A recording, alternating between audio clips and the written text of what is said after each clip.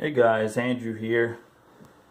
So, my 30th birthday was last week, and I decided to make a video on 5 tips to overcome stuttering. I myself am a stutterer, a person who stutters.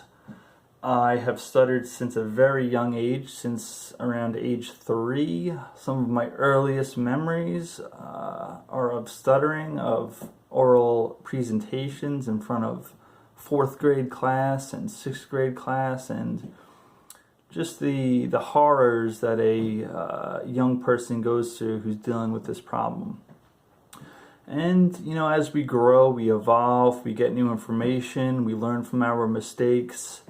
There's a few things I'd like to share that have really helped me over the years, and even more recently, I've really gotten a good handle on my stutter in the past 5 years.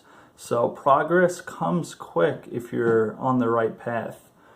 And I still stutter, of course. I have to talk on the phone at work. I stutter there from time to time. I stutter when I speak with my coworkers, and you know what? No one really seems to mind. You care more about your stutter than anyone else does, so just keep that in mind. The first tip I have for you is to reduce avoidance behaviors. Now you may ask, what is an avoidance behavior? This could be when it's your turn in class to read and you run to the bathroom. Although this will give you a temporary relief, it just reinforces your fear. It's building the fear into a bigger snowball, and the next time you have to speak, it'll be that much harder. In order to get a handle on your stuttering, you need to engage your feared speaking situations consistently. Every time you run, it's just going to make it harder the next time. So you have to go on the offensive with your stuttering. You need to push your comfort zone, even seek out feared situations. For years, I never used the drive-through because I knew it would be hard for me to, speak over the intercom, and I just started to just do it and even seek it. And, I even put on a few pounds because I was using the drive-through so much. My next tip for you is to open up to family and friends. Stuttering is a hard enough problem to deal with. You don't want to have to deal with it alone. And something psychological happens when you open up to your family and your friends. It's almost like this party that was trying to hide doesn't have to hide anymore.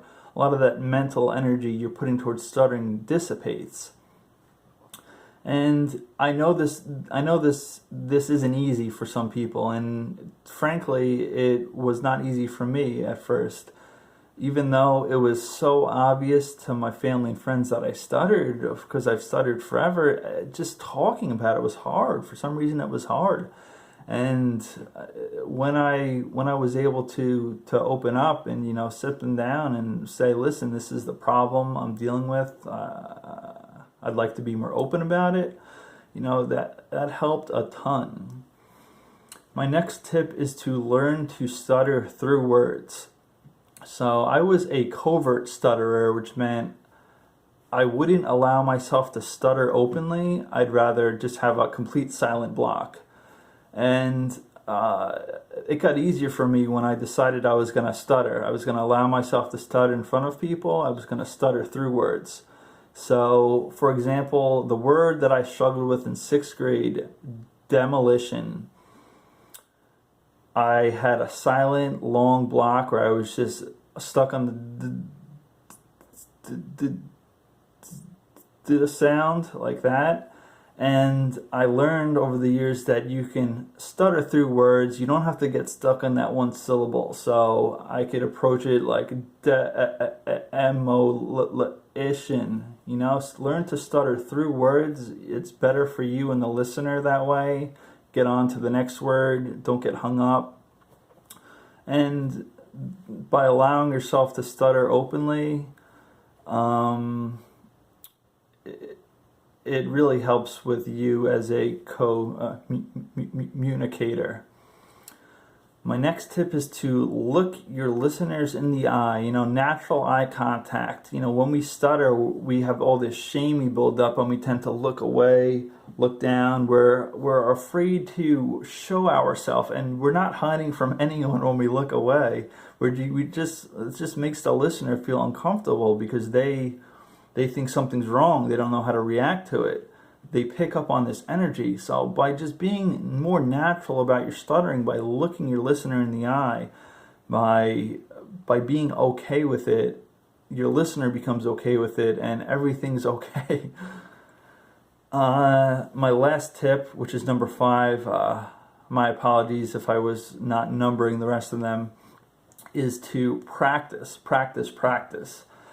This could be just picking up the phone and calling stores. You'd be amazed at how quickly your anxiety levels go down when you just start to do it, when you start to engage in speaking. And you'll have times where you stutter, and you stutter a lot, and you know what? At the end of that call that you make, or at the end of that order at the drive-thru, you're going to be proud of yourself. You're going to be proud of yourself because you used courage instead of fear. You engaged with courage instead of fear. And this is the type of momentum that you build, and you build it, and it snowballs. I am telling you, the changes that you will see in your life once you hit rock bottom and you decide enough is enough, and you want to change yourself, it happens so quickly. And, I'm not saying that I'm cured, that I don't stutter anymore, because I still stutter, and sometimes I stutter often, and sometimes I still get caught in blocks or use avoidances that I'm not proud of. It's a journey we're all on, and I just feel that I'm on a better path now than I have been on the path. My attitude towards stuttering is better.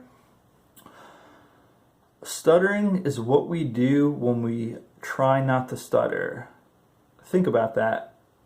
Stuttering is what we do when we try not to stutter. In my opinion, stuttering is the physical manifestation of a psychological process. Now, we, over the years, build up all these fears in our mind, and the stuttering is just the external representation of that.